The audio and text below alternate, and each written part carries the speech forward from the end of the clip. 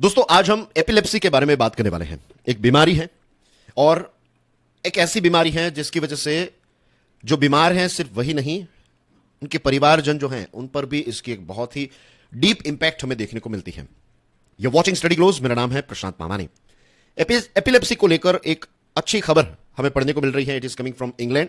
आपकी स्क्रीन पर यह जो लड़का है इसका नाम है ओरेन नोल्सन।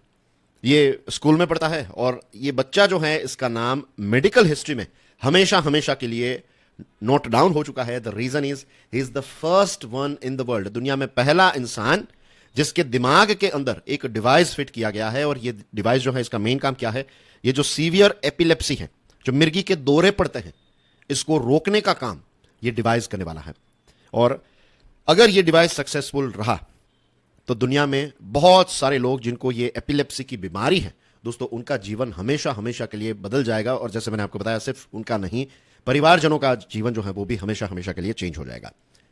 एपिलेप्सी के साथ जुड़ी हुई कुछ सोसाइटल चीजें अगर आपके साथ डिस्कस करूं तो मेरे एक दोस्त हैं, उनकी जो मिसेस है, उनकी जो वाइफ है, उनको एपिलेप्सी की बीमारी है।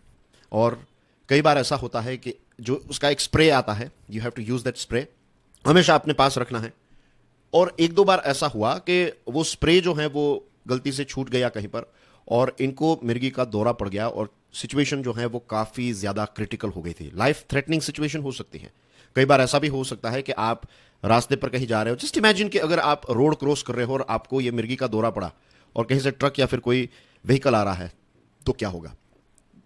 कई बार प्रेगनेंसी के दौरान अगर महिलाओं को ये एपिलेप्सी का सीजर आता है, राइट, तो इसकी वजह से जो बच्चा है और बच्चे के साथ साथ जो माता है उसका जीवन भी खतरे में पड़ सकता है।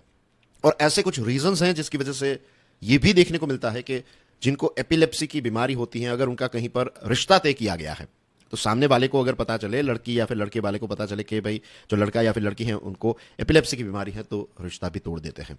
जो परिवारजन है वो हमेशा फ्लाइट और फाइट मोड में ही रहते हैं बिकॉज ऑफ दिस सीजर्स। आपको पता नहीं कब ये सीजर्स आएंगे। तो एपिलेप्सी जो है दोस्तों, ये एक क्रॉनिक ब्रेन डिसऑर्डर है और इसमें आपको रिकरेंट सीजर्स, जो मिर्गी के दौरे हैं, ये पड़ते रहते हैं। इसके एपिसोड्स जो होते हैं वो बहुत ही इनवॉलेंटरी होते हैं। मींस यू नेवर, मींस आपको पता नहीं है कि कब ये आएगा। आज आप नॉर्मली बात करें और नेक्स्ट सेकंड में आपको ये दौरा पड़ सकता है। तो it is very very dangerous, right. और इसमें इनवॉलेंटरी मूवमेंट, सेंसेशंस, और कई बार ये भी होता है कि जिनको ये दौरा पड़ा है वो अनकॉन्शियस हो जाते हैं, बेहोश हो जाते हैं।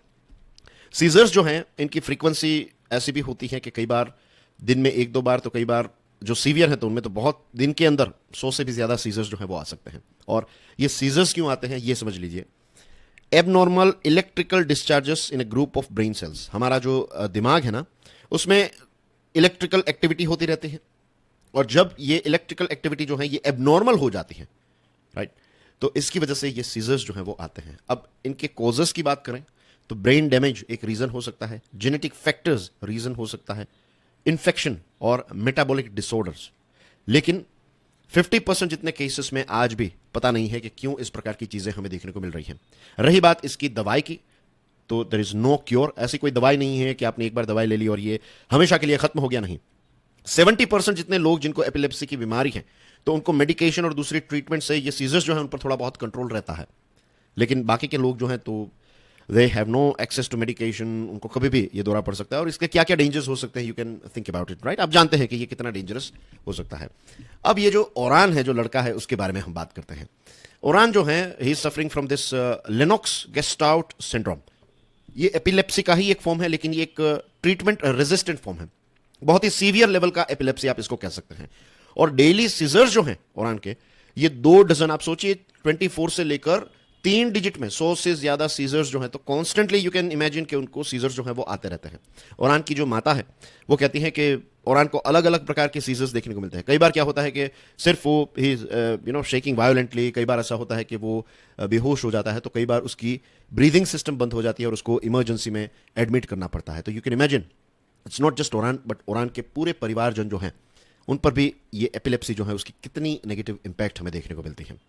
अब जैसे हमने देखा कि अच्छी खबर यह है कि एक डिवाइस जो है वो दिमाग के अंदर फिट किया जाता है, और ऐसा डिवाइस जो है वो ओरान को लास्ट ईयर अक्टूबर 2023 में फिट किया गया। एक सर्जरी कंडक्ट की गई, ये 8 घंटों तक ये सर्जरी चली, और उस समय पर ओरान जो है ही वॉज जस्ट 12, अभी ओरान 13 ईयर्स का है, और ये ग्रेट ऑर्मंड स्ट्रीट हॉस्पिटल जो है यहाँ पर ये ऑपरेशन कंडक्ट किया गया।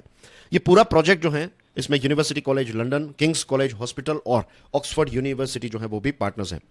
तो यू कैन क्लियरली सी कि रिसर्च एंड डेवलपमेंट जो है ये कितना इंपॉर्टेंट है। जिस देश के अंदर रिसर्च एंड डेवलपमेंट को काफी ज्यादा प्रमोट किया जाता है, जहां पर ऐसा कल्चर हमें देखने को मिलता है, जहां पर रिसर्च को काफी ज्यादा इंपॉर्टेंस दिया जाता है, रिसर्च में लगाए गए पैसों को खर्च नहीं इन्वेस्टमेंट के तौर पर अगर देखा जाता है, तो वहां पर आपको इस प्रकार के इन्वेंशंस और इनोवेशंस देखने को मिलते हैं। और इस प्रकार के इन्वेंशंस और इनोवेशंस की वजह से सिर्फ उस देश के लोग नहीं, दुनिया भर के लोगों के लिए एक नई आशा की किरण जो है वो पैदा होती है।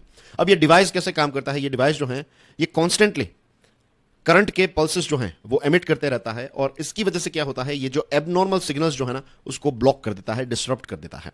तो ये एक न्यूरो स्टिम्युलेटर है, और न्यूरो स्टिम्युलेटर फिट होने के बाद ओरान जो है इसके डे टाइम सीजर्स में 80% जितना ड्रॉप जो है वो देखने को मिला है।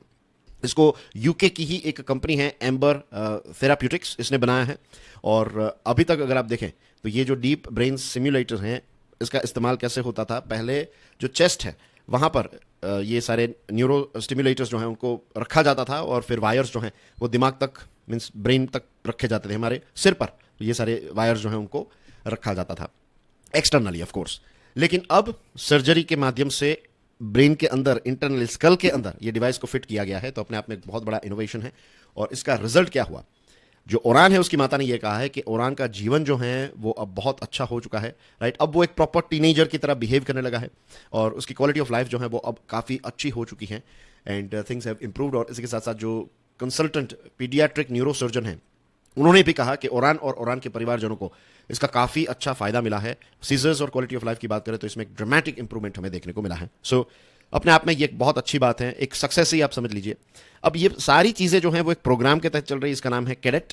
कैडेट जो है it stands for children's adaptive deep brain stimulation for epilepsy trial project, right. अब इसमें क्या किया जाएगा, अब इसमें और बच्चों को ऐड किया जाएगा। दुनिया का पहला बच्चा जो ऐड हुआ है दैट इज ओरान।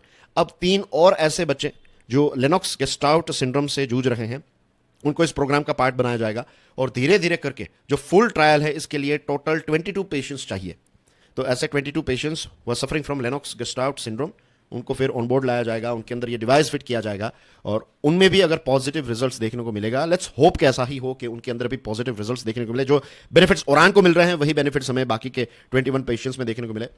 तो उसके बाद ये ट्रायल जो है वो पक्का हो जाएगा, और उसके बाद आने वाले समय में ऐसा हो सकता है कि ये डिवाइस जो है ये बहुत ही कॉमन चीज़ हो जाए। जैसे हमारी जो कार्डियक सिस्टम है उसके लिए जो स्टेंट फिट किया जाता है, तो स्टार्टिंग में जब स्टेंट निकला तो it was considered a big thing कि भाई वो स्टेंट फिट हो जाएगा, अंदर फिट करना है, कैसे ये काम करेगा। लेकिन आज एक बहुत ही कॉमन चीज़ है, इज़न्ट इट। वी नो के बहुत सारे ऐसे लोग हैं जिनको हम जानते हैं, रिश्तेदार या फिर दोस्त हैं, दोस्त के रिश्तेदार, तो बहुत सारे ऐसे लोग हैं जिनको स्टेंट फिट किया जाता है और फिर उसके बाद वो आराम से अपना जीवन जी रहे हैं।